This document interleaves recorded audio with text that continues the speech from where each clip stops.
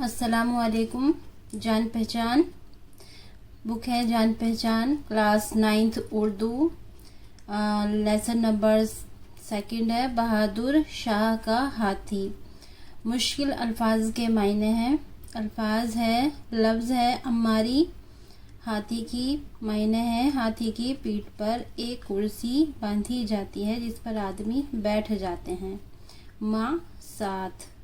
रातुब जानवर का खाना। फैल हाथी। जागीर बादशाह की तरफ से अता की गई ज़मीन। गाफिल बेखबर। इसी तरह लफ्ज़ है सरंगो सर झुकाए हुए, रूबरू आमने सामने या मुकाबिल।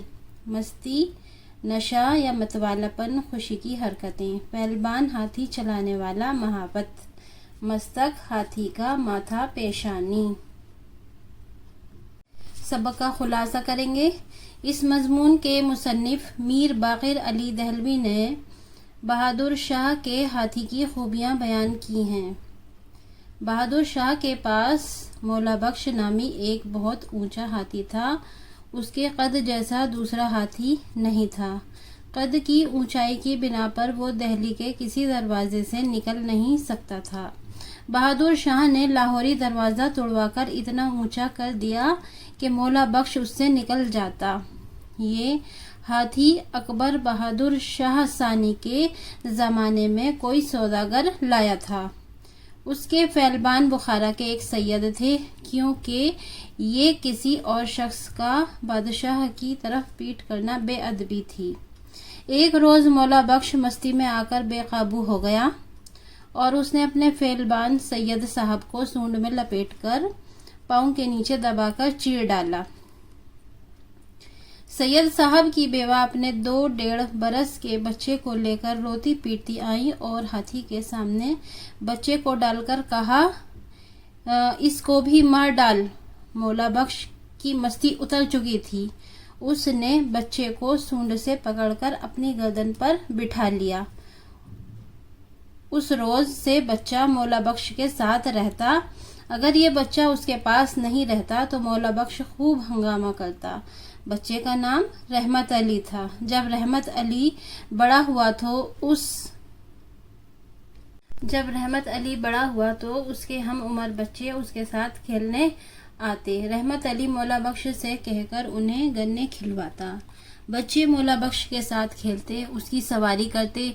जब चिड़कटा मौला बख्श के लिए रोटी लेकर आता तो वो रोटी खाते वक्त रोटी का एक किनारा अपनी बाछ से बाहर निकाल देता। जो भी लड़का करीब होता, यानी कि जो भी लड़का पास होता, दौड़कर उस रोटी को पकड़ लेता।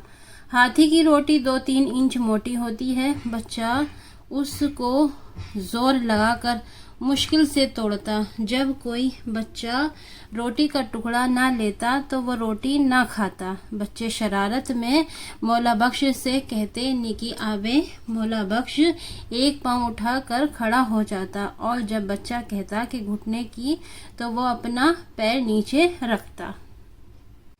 एक रोज फैलबान ने बादशाह से अर्ज की कि मौला बख्श तमाम गन्ने और रातुब की रोटियां बांट देता है।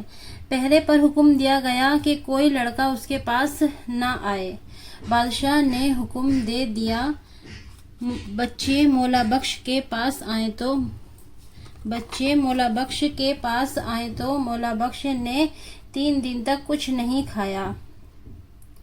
फैलबान को ख्याल आया कि अगर बच्चे यहाँ नहीं आए तो मौला बख्श बगैर कुछ खाए पिए भूखा मर जाएगा। फैलबान ने बादशाह को बताया तो बादशाह ने कहा, भाई मैं भी फकीर हूँ और मेरा हाथी भी ऐसा है। खुदा ने हमको इस वास्ते दिया है कि बांट कर खाएं। चुनांचा बच्चों को वहाँ बुलाया गया। तब मौला बख्श ने गन्ने और अपना रातुब बांटकर फिर खुद खाया। मौला बख्श जब बादशाह के रूबरू आता तो दोनों घुटने टेक कर सलाम करता और जब बादशाह सवार होते तो निहायत अदब से सरंगो होकर चलता था। اب ہم کریں گے مشقی سوال و جواب۔ سوال نمبر 1، بہادر شاہ نے لاہوری دروازہ کیوں توڑوایا؟ جواب، مولا بخش ہاتھی اس قدر اونچا تھا کہ وہ لاہوری دروازے سے نکل نہیں سکتا تھا، اس لیے دروازہ بہادر شاہ ظفر نے توڑوا کر اونچا کرا دیا کہ ہاتھی نکل جائے۔ سوال، مولا بخش کے پاس بچے کیوں آتے تھے؟ جواب، بچے مولا بخش کے پاس گنے کھانے کے لیے آتے تھے، اس پر سوار ہوتے، مولا بخش انہیں اپنے راتب کی روٹی سے ہر نوالے پر ایک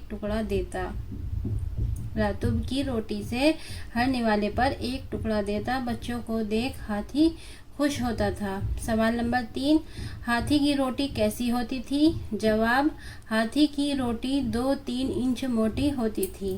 سوال، مولا بخش نے کھانا کیوں بند کر دیا تھا؟ جواب، فیل بان نے بادشاہ سے کہا تھا کہ مولا بخش تمام گنے اور راتب کی روٹیاں بچوں کو بانٹ دیتا ہے، یہ حکم دیا جائے کہ کوئی لڑکا اس کے پاس نہ آئے۔ چنانچہ کوئی بچہ ہاتھی کے پاس نہیں گیا تو بچوں کو نہ دیکھ کر مولا بخش نے کھانا بند کر دیا۔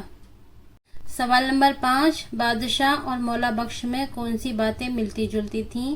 جواب، بہادر شاہ بادشاہ ہونے کے باوجود فقیرانہ مزاج رکھتے تھے، مولا بخش بھی ایسا ہی تھا۔ بادشاہ کا کہنا تھا کہ خدا نے ہمیں اس واسطے دیا کہ بانٹ کر کھائیں، چنانچہ مولا بخش گنے اور اپنا راتب بچوں کو بانٹ دیتا تھا۔ یہی باتیں بادشاہ اور مولا بخش میں ملتی جلتی تھیں۔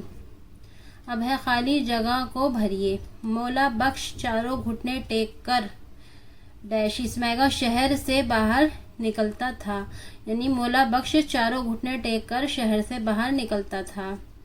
فیل بان بخارا کے ایک سید تھے۔ نمبر 3، ایک روز مولا بخش نے مستی میں آ کر فیل بان کو مار ڈالا۔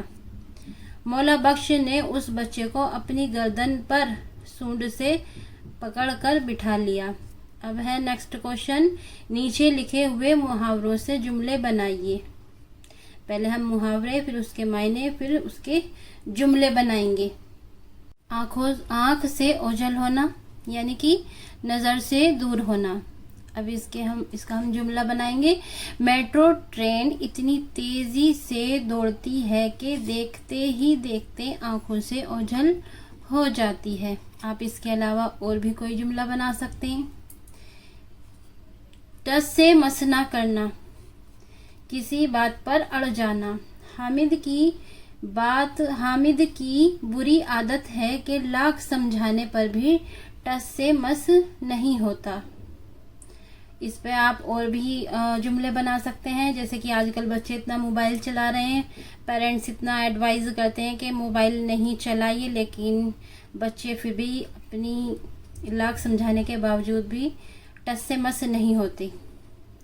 اس کے علاوہ اور بھی بنا سکتے ہیں۔ اسی طرح ہے اب نظر بچانا، کترانا بچ کر نکل جانا۔ بعض لڑکے کسی بھی استاد کو راستے میں دیکھ کر خاموشی سے نظر بچا کر چلے جاتے ہیں۔ اب ہے نیچے لکھے ہوئے لفظوں کے متضاد بنائیے۔ متضاد یعنی کہ الٹے الفاظ، جیسے کہ لفظ ہے بلند، اس کا متضاد ہوگا پست۔ بے قابو کا قابو میں۔ غافل، اس کا ہوگا متضاد ہوشیار۔ سربلند سرنگو۔ صبح، اس کا متضاد ہوگا رات۔ عملی کام، اسم کی جگہ استعمال ہونے والے لفظ کو ضمیر کہتے ہیں۔ مثلاً یعنی کہ جیسے کہ اس، وہ، تم، میں، ہم وغیرہ۔ اس سبق سے 5 ایسے جملے لکھیے جن میں کسی ضمیر کا استعمال کیا گیا ہو۔ تو اسم کی جگہ استعمال ہونے والے لفظ کو ضمیر کہتے ہیں۔ تو یہاں پہ ہے اس کے قد کے برابر ہاتھی نظر سے نہیں گزرا، تو یہ اس جو ہے یہ ضمیر ہے۔ اسی طرح مولا بخش ہمارے، یار کو یاری دو، جب تک کوئی بچہ ٹکڑا نہ لے لیتا وہ روٹی نہ کھاتا تھا۔ تیسرا روز ہوا تو فیلبان کو خیال ہوا یہ تو مر جائے گا۔ بھائی میں بھی فقیر ہوں اور میرا ہاتھی بھی ایسا ہی ہے۔